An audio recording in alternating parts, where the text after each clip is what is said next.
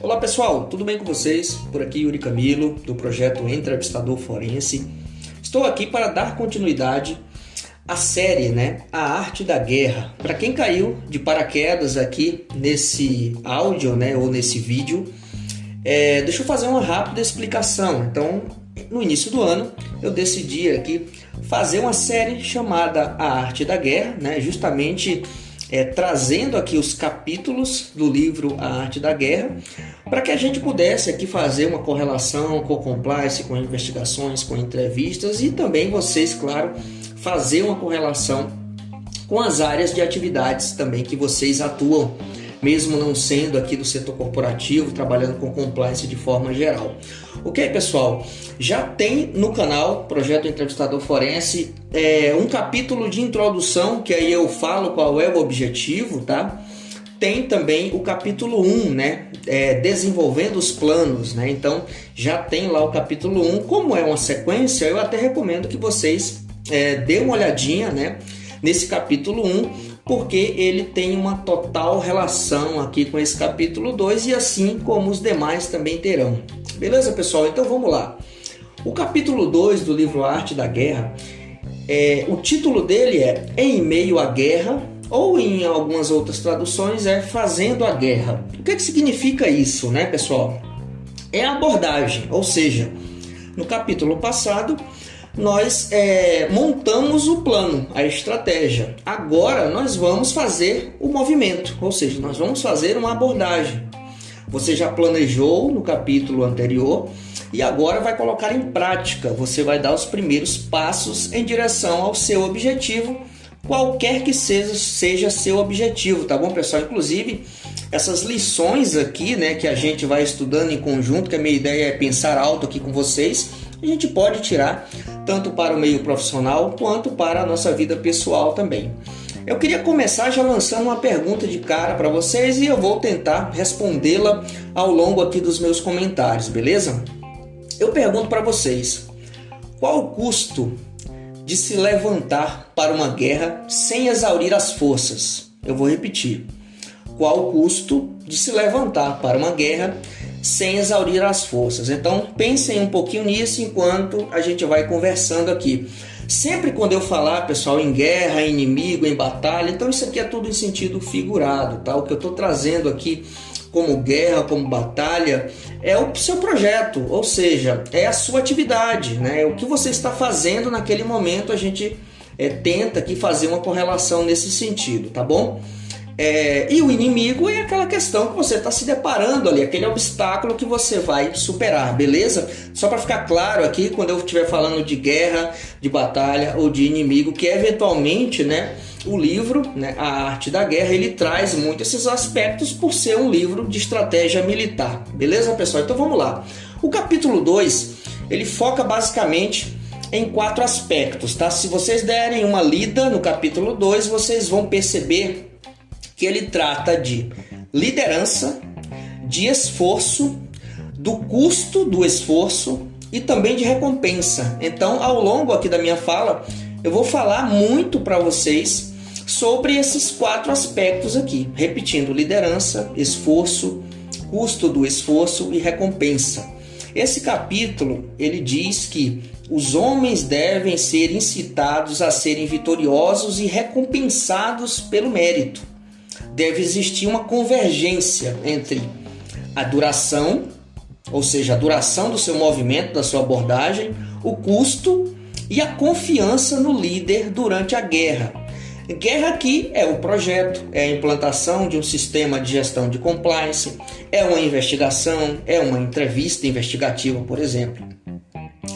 Quando falo em liderança e recompensa, esses aspectos estão intimamente ligados à identidade, à marca da equipe, à marca da gestão e também em investir no ser humano e reconhecê-lo. Beleza, pessoal?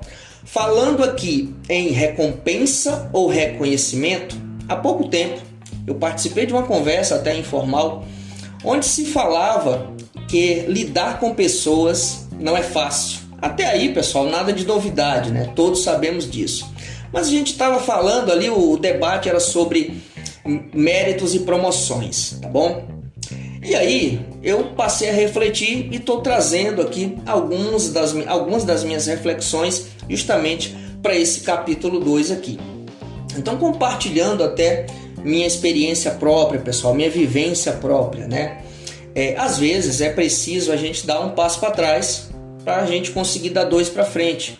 Muitas vezes a gente acredita que a gente merece, que estamos aptos para assumir determinadas funções, né? Mas em contrassenso podemos não estar, né? E muitos de nós, né, e me incluindo aqui nessa questão, a gente não para refletir sobre isso, né?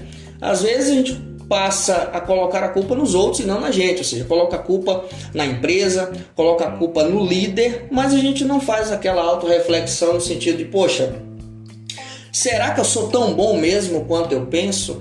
Será que eu deveria estar na posição que eu acho que eu já sou? Então eu passei até pouco tempo por esses dilemas aqui e não é demérito nenhum aqui para vocês falar sobre isso. Eu acho até muito saudável conversar sobre isso, porque é só assim que a gente consegue crescer como pessoa e como profissional. E aqui continuando, pessoal, a recompensa e o reconhecimento está tratado nessa parte do livro, ela pode ser associada a qualquer membro da equipe, pessoal, não apenas o líder, né? E aqui eu coloco para vocês até uma possibilidade de tarefa, né? Você já se pôs no lugar do seu líder alguma vez? Então pare e pense sobre isso, né? Porque você também faz parte, né, desse microsistema em que você está inserido ali. Às vezes a gente pensa que a gente não faz parte, às vezes a gente pensa que a gente está alheio àquilo dali e a gente merece tudo, os outros não merecem nada, né? E fica naquele dilema, vou atrás de outro local para trabalhar, vou atrás de outra atividade, né? E a gente não faz aquela reflexão, poxa, onde é que eu me encaixo nisso tudo aí, né? Eu fiz essas reflexões na época que era investigador de polícia lá, e também fiz agora, né, há pouco tempo atrás, e eu vejo que isso propicia com que a gente cresça cada vez mais, tanto profissionalmente como pessoalmente. A gente fica mais cascudo, né? Fica com casca grossa ali quando a gente passa a refletir mais sobre nós mesmos e não ficar colocando a culpa ou na empresa ou na liderança ou em quem quer que seja, né, pessoal? Então,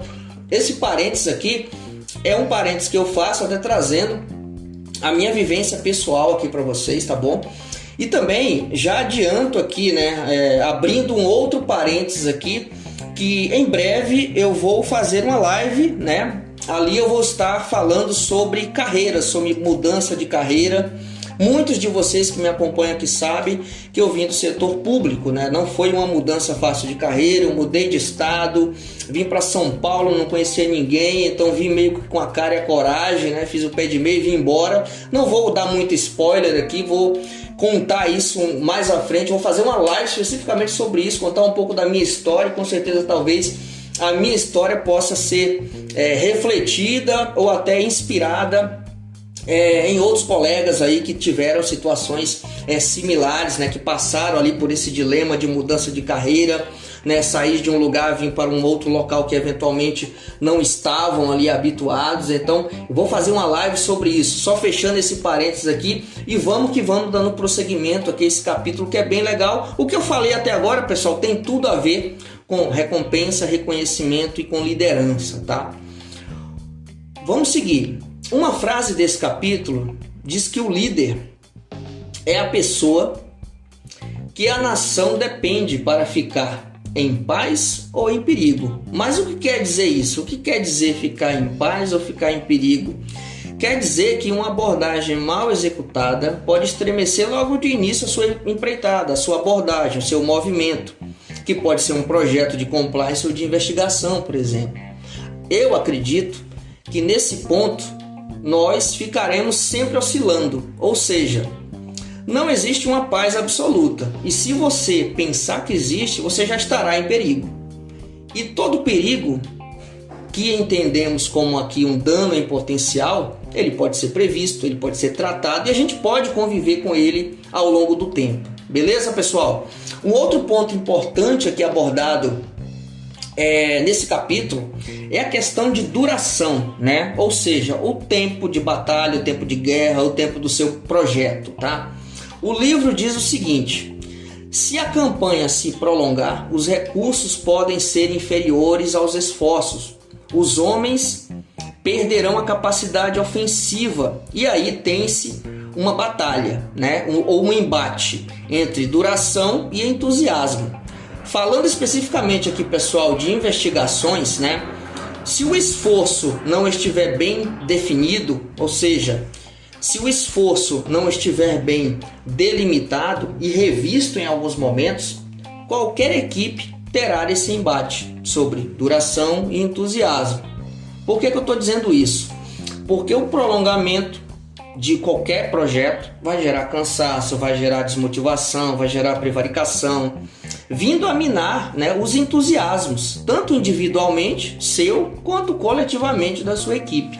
E aqui, pessoal, a gente tem duas situações falando especificamente de investigações. Se a investigação for longa demais, poderá perder em qualidade e quantidade. As atividades podem ser feitas nas coxas, né, como se diz, e as pessoas podem ser eventualmente remanejadas. Agora a gente tem uma outra situação. Se a investigação for curta demais, ou você não planejou adequadamente seu escopo e alocação da sua equipe, do seu time, ou você pode não ter o conhecimento total sobre a situação a ser investigada. Podem ter até outros desdobramentos aqui, mas eu fico com esses dois só para que a gente possa pensar em conjunto sobre isso. Beleza, pessoal? Mas, de todo modo, não é fácil nivelar aqui essas duas situações que eu trouxe para vocês. Por isso que o escopo de qualquer investigação deve ser flexível, com ciência de todos os envolvidos. Se eu tirar a investigação aqui dessa frase, colocar compliance, é a mesma coisa. O escopo de qualquer programa de compliance, ele deve ser flexível, com a ciência de todos os envolvidos, para não ter surpresas de acordo com a sua abordagem, de acordo com o seu movimento. Beleza? Vamos avançando aqui. Falando agora, pessoal, dos outros dois pilares, né? Eu falei um pouco para vocês sobre liderança, sobre recompensa. Vou falar até um pouquinho mais aqui ao longo da nossa abordagem, mas vamos falar um pouquinho sobre esforço e sobre o custo do esforço, né? Se todas as forças e recursos estiverem sido esgotados, o livro diz que outros poderes podem se aproveitar das situações, percebendo nossa fraqueza, deixando a nossa capacidade de resposta insuficiente, quase que irreversível. Nesse passo aqui, pessoal, é importante destacar que o esforço e o custo podem se esgotar por mau planejamento ou até por inexperiência. Projetos de compliance, investigações ou qualquer outro projeto depende muito disso que estamos falando. Então, em certos momentos, vale a pena a gente rever o capítulo anterior, ou seja, desenvolver os planos para que a gente possa ir numa linha de progresso constante, ou seja, de movimento constante, sem ter atropelos durante esse processo, beleza? Etapas de projetos de compliance ou de investigações podem ser executadas, pessoal, equilibrando, né? Ou seja, equilibrando o peso entre o esforço e o custo. O que eu quero dizer com isso? Falando aqui de um sistema de gestão de compliance e seus elementos, a gente pode citar aqui avaliação de risco ou gestão de riscos, criação e atualização de políticas ou procedimentos e até treinamentos. Esses três elementos que eu citei aqui, eles podem conter esforço, mas o custo será baixo se existir uma equipe capacitada para a execução dessas atividades. Mas a gente tem um outro ponto, né? Se não tiver uma equipe capacitada, o equilíbrio pode pesar no início para o custo de capacitar a sua equipe, de contratar às vezes uma consultoria especializada para auxiliar no seu canal de denúncia ou na sua investigação interna, por exemplo. É nesse momento que você vai pensar e ter cuidados com o recrutamento dos seus recursos. E aqui, quando eu falo em recrutamento de recursos, eu não estou falando em contratação especificamente, ou seja, recrutamento dos recursos que você vai colocar para executar aquela atividade. Beleza, pessoal? É importante saber recrutar e mover as peças certas para a atividade ser executada. Você que é da área, né, de compliance sabe bem disso, né? Em algumas ocasiões, a falta de experiência da equipe ou alguma situação de exigência legal podem te levar a precisar de um auxílio de terceiros, né, que em tese deveriam ser ou são especializados. Mas o custo pode sair mais caro do que a gente imagina, né? A gente não precisa ir muito longe no tempo para analisar aqui e ver recentes escândalos envolvendo aí, né, empresas de varejo e terceirizados. Então é apenas uma luz que eu estou jogando aqui para vocês, né? Muitas das vezes, né, a gente tem que alinhar a questão do esforço e do custo aqui. E às vezes, pessoal, o custo ele nem está literalmente ou intrinsecamente ligado à parte financeira, como eu vou trazer para vocês mais à frente. Mas vamos avançando aqui para a gente ir delineando, digamos assim, esse capítulo, beleza? Há também quem mencione, né, e aqui eu trago a questão do custo novamente para vocês, há também quem mencione o custo de não agir, ou seja, o custo de não fazer nada, o custo de não ter um sistema de gestão de compliance, o custo de não realizar investigações internas quando se descobre eventualmente uma fraude ou desvios de comportamento, como assédios, por exemplo, que está muito em voga, né? O custo aqui não é somente financeiro, mas sim de reputação. Com isso, eu acho, repito, que eu consigo responder aquela minha pergunta inicial que eu fiz a vocês. Eu vou até repetir, né? Qual o custo de se levantar para uma guerra sem exaurir forças, né? Muitas vezes, não exaurir esforços ou forças é um custo irreparável, pessoal. E aí eu vou tentando responder essa pergunta também mais à frente. Para me direcionando aqui já para o final, né, dos meus comentários sobre esse capítulo específico, eu trago aqui uma citação que particularmente eu achei bem interessante sobre esse capítulo, que ele diz o seguinte, né, eu vou abrir aspas aqui: uma carga de provisões do inimigo equivale a 20 das suas, assim como uma única saca de suas provisões equivale a 20 do depósito alheio, fecho aspas. Esse, pessoal, é um ensinamento muito interessante quando a gente olha e faz essa correlação de provisões ou estoque para recursos ou equipe. Em certas ocasiões, o movimento de um membro de sua equipe pode ser primordial em termos de demanda versus entrega, por exemplo. Uma equipe de compliance ou de investigações enxuta e com talentos focados em determinadas atividades pode gerar mais resultados do que uma equipe grande, repleta de pessoas mal alocadas e sem direcionamento.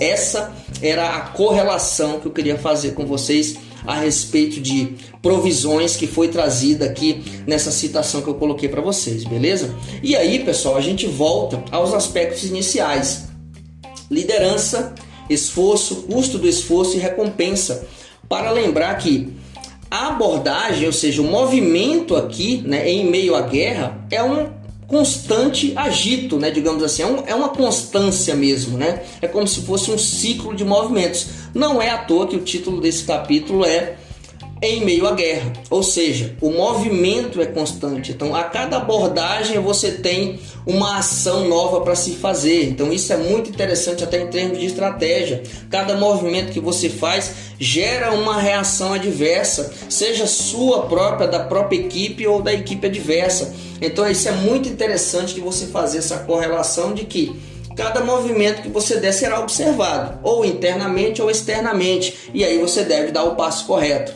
É mais ou menos essa correlação que eu quero trazer para vocês. E para fechar aqui, pessoal, eu trago uma outra passagem interessante desse capítulo, que é a exaltação das bandeiras quando se vence uma batalha. Isso se chama usar a conquista para aumentar nossa própria força, pessoal. É aqui que eu abordo o elemento da comunicação estratégica ou a estratégia de comunicação. Existem especialistas em compliance, né, falando aqui especificamente de compliance e investigação, que são cautelosos em realizar comunicações, por exemplo, de resultados de investigações internas. No meu entendimento, pessoal, o comportamento desviante, eles podem e devem ser apresentados como exemplos reais de comportamentos não tolerados e até reprimidos por investigação interna e pela empresa. Há quem diga, né, que muitas das vezes a própria movimentação da área afetada ou a rádio peão já é o suficiente para fazer, né, toda aquela comunicação, ou seja, a empresa não precisaria fazer uma comunicação de fato ou trazer exemplos reais, porque a própria movimentação da área, a rádio peão já dão conta de fazer isso. De certa forma, pode até ser, mas eu trago um ponto a mais aqui. No meu entendimento, pessoal, falando aqui de bandeiras serem levantadas, no meu entendimento, as bandeiras levantadas aumentam a força do sistema de gestão de compliance. E aqui eu não estou dizendo para publicar, digamos assim, né, fazendo aqui até uma piada, né, para publicar o relatório de investigação interna na intranet. Não é isso, né? O que eu digo aqui é, eu acho salutar, eu acho saudável, né, trazer cases reais, é claro, de forma macro, sem expor ninguém, mas trazer, né, publicar isso, né, em termos de treinamento, né, trazendo aqui as políticas eventuais de consequência para aquele caso que foi o case da situação ou que pode ser um case a ser investigado. Então, na medida da sua gravidade, trazendo exemplos macros, mas eu acho interessante de levantar a bandeira, ou seja, de ver que as batalhas estão sendo travadas, estão sendo vencidas, porque muitas vezes a empresa não sabe disso, né? E às vezes o próprio sistema de gestão de compliance ou uma área de investigação da empresa, ela cai ali em descrédito porque as pessoas pensam, poxa, eu denuncio, eu faço isso ou aquilo, mas não dá em nada. E às vezes é muito pelo contrário, né? As batalhas ali, entre aspas, estão sendo travadas, só que as bandeirinhas não são levantadas, né? Bandeirinhas de forma macro dizendo, olha, cases nesse sentido, fraude, desvio de comportamento estão sendo enfrentados aqui, não são tolerados, são reprimidos pela empresa, né? E aplicadas as políticas de consequência. Eu acho muito saudável, claro, sem trazer ali nomes nem situações específicas, mas eu acho muito saudável fazer esse trabalho, né? Levantar, na verdade, essas bandeiras, tá bom, pessoal? Por fim aqui, pessoal, a gente já está se encaminhando aqui para mais de 20 minutos. Muitos de vocês podem ter percebido a moral da história desse capítulo aqui. Se ninguém percebeu, ou se poucos perceberam, né, e muitos não, eu vou trazer aqui. A moral aqui nesse capítulo é de que como uma equipe pode ser gerida com a máxima eficiência, exaurindo os esforços com o menor custo possível para se chegar ao próximo movimento. Lembrando que custo aqui, pessoal, e aí eu volto à questão financeira, custo aqui não é somente financeiro. E a recompensa pode ser apenas alocar um recurso onde ele se sinta bem e feliz realizando uma atividade. Por muitas vezes a recompensa é a satisfação da pessoa em se sentir bem trabalhando naquilo que ele gosta de fazer. Não é à toa, pessoal, que em muitas entrevistas que eu faço, eu sempre coloco no meu roteirinho de perguntas ali qual o grau de satisfação daquela pessoa. E eu fico muito atento esperando ele responder, porque para mim importa muito aquilo dali, porque pode ser pontos de observação ali durante a entrevista, tá? Por quê, né? Por que eu pergunto isso? Porque às vezes ninguém perguntou. Às vezes precisa ir um terceiro de uma consultoria, como é meu caso, ir lá falar com determinada pessoa, ou um suspeito, ou uma vítima, e fazer esse tipo de pergunta, porque às vezes ninguém da empresa fez, o RH não fez, ou a própria liderança, né, não faz. E aí eu lanço aqui uma última pergunta para vocês no final, né, falando nisso, né? Você já perguntou isso para o seu time? Como é que está o grau de satisfação deles em trabalhar contigo, em trabalhar na empresa? Se não perguntou, pergunte, porque com certeza você vai ouvir muitas coisas boas, curiosas, até sugestões, reclamações, porque isso faz parte do dia a dia aí da nossa atividade. Beleza, pessoal? Então é isso. Espero que tenham gostado aqui. Só repetindo, esse capítulo, quem quiser pegar ali para dar uma lida, ele fala muito de liderança, de esforço, do custo do esforço e de recompensa. E aqui eu deixo meu abraço final a vocês e vamos seguindo aqui a cada mês, trazendo aqui mais um capítulo da nossa série, da nossa saga aqui, A Arte da Guerra. Um abraço a todos, boa semana, e em breve a gente vai ter uma live falando aqui de carreira e principalmente da minha carreira, que com certeza pode aí inspirar alguns colegas que eventualmente estão no setor público lá, estão indecisos ou estão em qualquer outra atividade, querem migrar, por exemplo, para a área de compliance e investigações. Talvez, né, a minha mudança, a minha trajetória profissional inspire aí vocês, que esse é o objetivo, e a gente vai trocando experiências, que também, né, é o objetivo principal aqui do projeto Entrevistador Forense. Pessoal, só uma sugestão rapidinho aqui para finalizar. Quem não segue o canal, dá um apoio lá, tanto no YouTube, no Instagram, no Spotify. Tem lá o campo, né, para você seguir aqui, porque com certeza quanto mais seguidores, quanto mais curtidas, a gente acaba divulgando para muitas pessoas esse tipo de conteúdo. Beleza? Um abração, até a próxima, tchau, tchau.